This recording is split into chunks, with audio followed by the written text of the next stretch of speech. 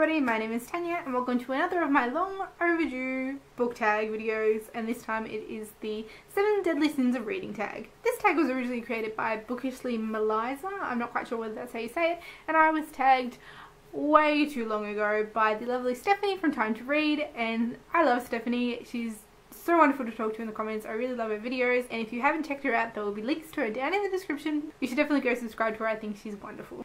So as you may be able to guess, there are 7 questions all based around a different deadly sin, so let's get into it.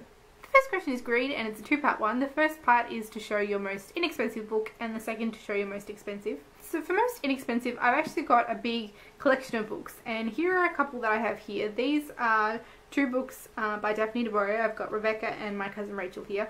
Several years ago I bought a really big lot of kind of these faux leather bound classics on eBay. It was 159 volumes and I paid $150 for it. So under $1 a volume. It was an amazing deal and they are so gorgeous. There's a big range. I've got this Daphne du Maurier set. I've got some Thomas Hardy. There's like a Russian classic set that is red with gold and is just beautiful. They're such stunning, stunning books. But they're so musty. And they make me sneeze. Like, I can smell these books from here and it's making my nose tickle. It's such a shame. I bought them to read them and I'd love to keep them and to read them, but I think I'm going to have to give them away or sell them because I can't read them. And I'm going to put those down now before I start sneezing. I don't want that. And then for my most expensive book is something that I've shown a few times on my channel. You can possibly guess. I can't exactly remember how much I did pay for it, but my most expensive book would be this glorious cloth-bound box set of the Tales from the Thousand Nights, which is designed by Carly Wickman-Smith, a Penguin. I'm sure you can recite this along with me now because I've spoken about this and her so many times, but this big 3-volume box set would be the most expensive item on my shelves, I would assume, and worth every cent.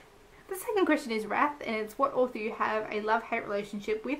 And I thought about this for a little while because I don't want to keep talking about the same things over and over, but there's only kind of one thing that really stuck out to me when I was thinking about this, and that is Robert A. Heinlein. So I read his Stranger in a Strange Land earlier this year. I actually listened to the audiobook of it, and I've mentioned it a couple of times. This started off so fantastically. I was just so in love with the story. Easy 5 stars. And then kind of halfway through, things take a little bit of a shift and the direction it went, I didn't like it. I really didn't like the second half, and so I was so disappointed because it started off so fantastically and it was going to be a new favourite. I just loved it.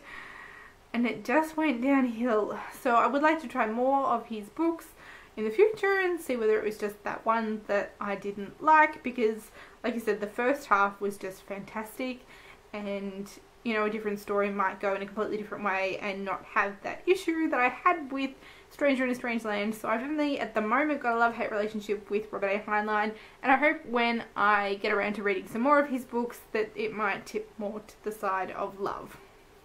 We'll see. The third question is gluttony, and it's what book have you deliciously devoured over and over with no shame? And I do this a lot. I love rereading so much. I'm a big believer that you definitely don't pick up everything that you can in the first reading.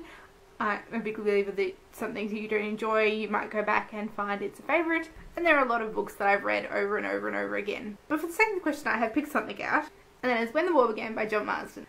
This is something that I was introduced to in grade 5 at school, so 1998, and I have loved it ever since. I don't know how many times I have reread it.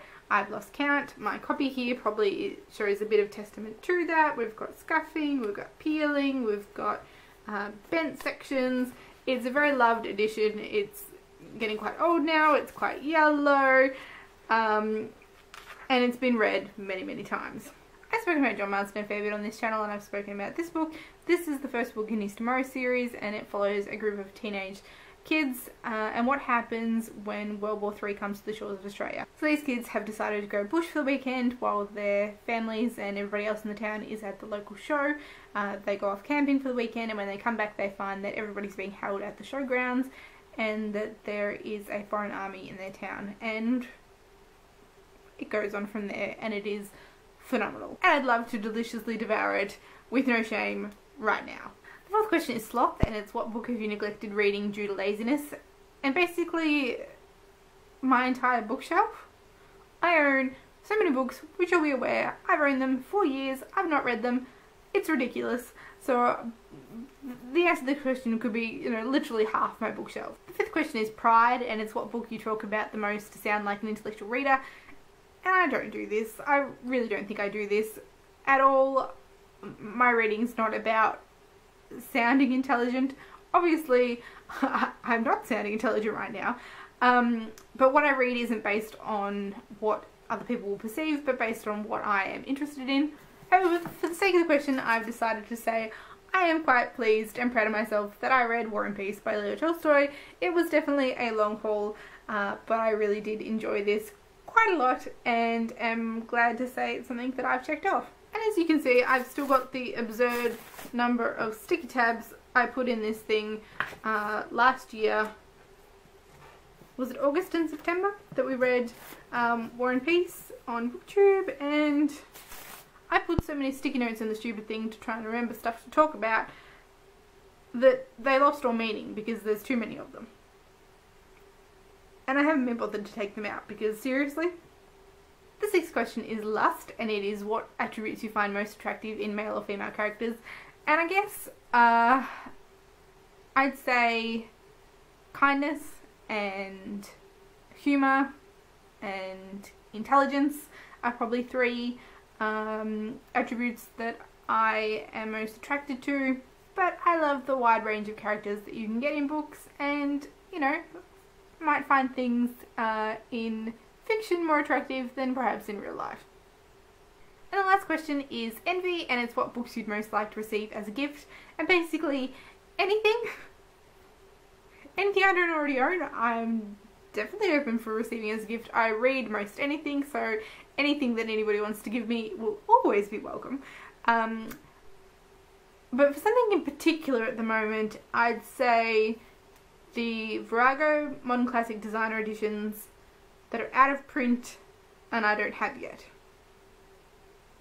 If somebody can track those down for me, I'd very happily receive those as a gift. I would love them forever. So that was the 7 Deadly Sins of Reading tag. I don't know who to tag. Like I said, I am so far behind on all of my tags. I don't know who's done this and who hasn't, so if you are interested in this tag, I tag you, but I'm not going to tag anybody in particular. As always, thank you all for watching, and I will see you next time. Bye!